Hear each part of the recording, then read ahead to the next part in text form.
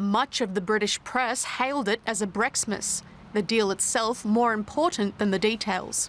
After months of missed deadlines and tense talks, the Prime Minister tried to reset the EU-UK relationship. I think this deal means a new stability and a new certainty in what has sometimes been a fractious and difficult relationship.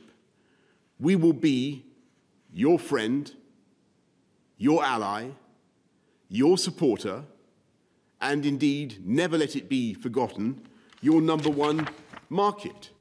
Reactions to the new deal have varied from relief to despair. It feels really good to live in an independent country again. I didn't vote for Brexit. I am really gutted to not be part of Europe anymore. Well, I'm delighted we've got a deal. I mean, it's certainly going to be, I don't know what the deal is, obviously haven't had a chance to read the 2,000 pages, but a deal is obviously better than no deal. Fishing rights had been one of the slipperiest subjects. The final deal left the UK fishing industry disappointed. European boats will still drop nets in British waters, giving up only 25% of their catch quotas.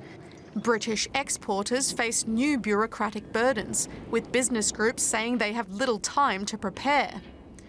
Travellers will no longer roam freely, facing the hassle of applying for visas and residency rights after 90 days across the Channel.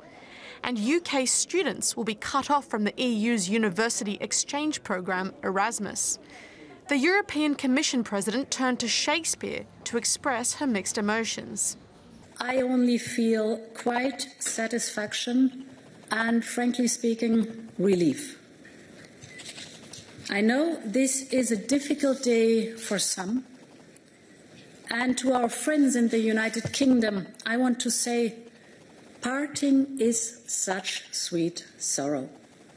The 27 EU governments and the UK Parliament must now sign off on the deal by December 31st.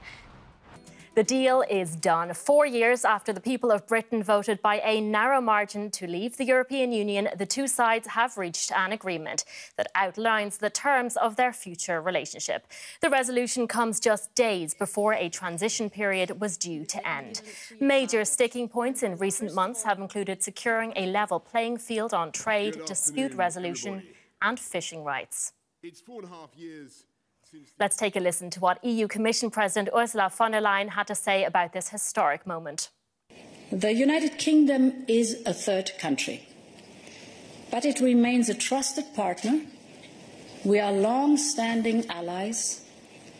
We share the same values and interests, whether it be the COP26 summit in Glasgow or the upcoming UK G7 and Italian G20 presidencies. The European Union and the United Kingdom will stand shoulder to shoulder to deliver on our common global goals. And British Prime Minister Boris Johnson has also been addressing the press. Let's take a listen to what he's been saying. I think this deal means a new stability and a new certainty in what has sometimes been a fractious and difficult relationship. We will be your friend, your ally, your supporter, and indeed, never let it be forgotten, your #1 market.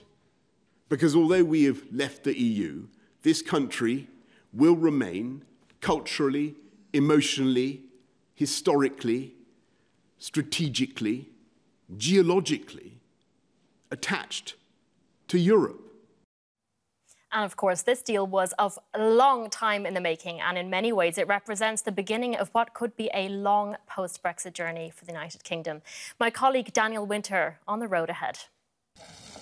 The deal is done, a crisis averted. It's a relief for both sides. After all, half of the UK's trade is with its European neighbours, and the UK is the EU's third largest trading partner. The talks were painful, but the alternative was worse, pushing the begrudging neighbours closer together. Never has the European Union offered so much to a so-called third country.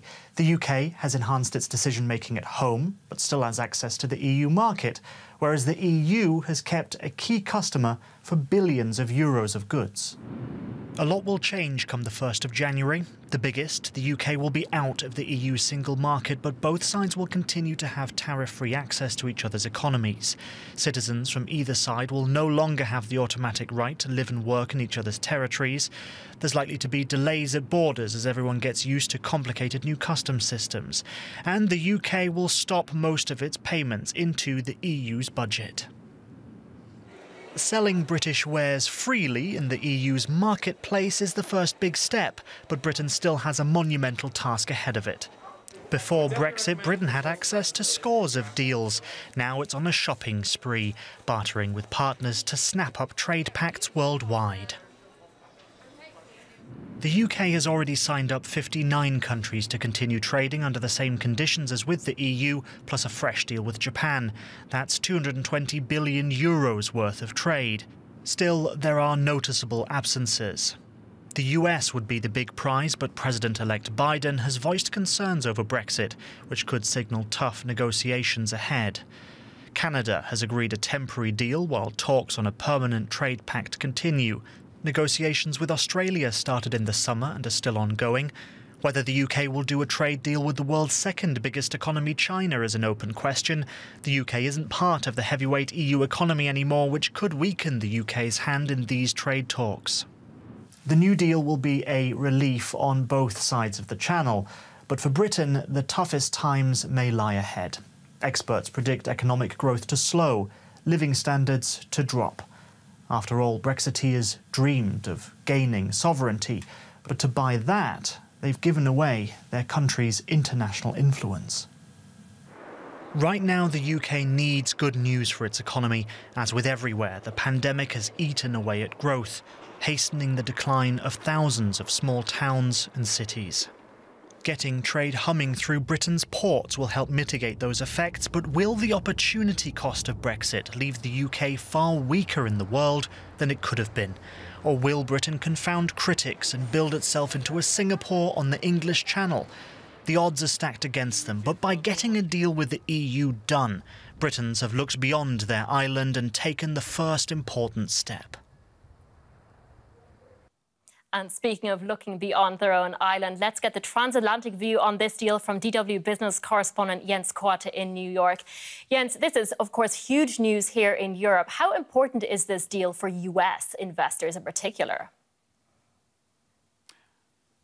Yeah, well, I mean, more clarity and less uncertainty is always good for markets. And actually, we do see Wall Street gaining a bit in a shortened trading session here on Thursday. Global trade disputes also are usually not necessarily helpful. And if we look back 4.5 years ago, when we did have this surprise Brexit vote, we also saw some pressure on Wall Street. But having that said, it's not necessarily a game changer for Wall Street. This is mostly between the UK and the European Union, and investors on Wall Street. They have so many things to deal with. I mean, there is the pandemic. We do see some slowing growth. We have all this fight about a new aid package. So there are really a lot of things on the plate. But it is welcome news also on Wall Street. As I've said, we do see US markets slightly to the upside. OK, so US investors have a lot of things on their mind right now. But of course, one of the biggest issues around Brexit was Britain wanting to make new trading relations, in particular, with the rest of the world. Where do you see the relationship between the US and the UK in the future? Yeah, I mean, we have heard from Boris Johnson, and there are some indications that the UK might push forward a bilateral trade agreement with the United States. The big question is if it's really in Washington's high priority list to get this new deal done anytime soon.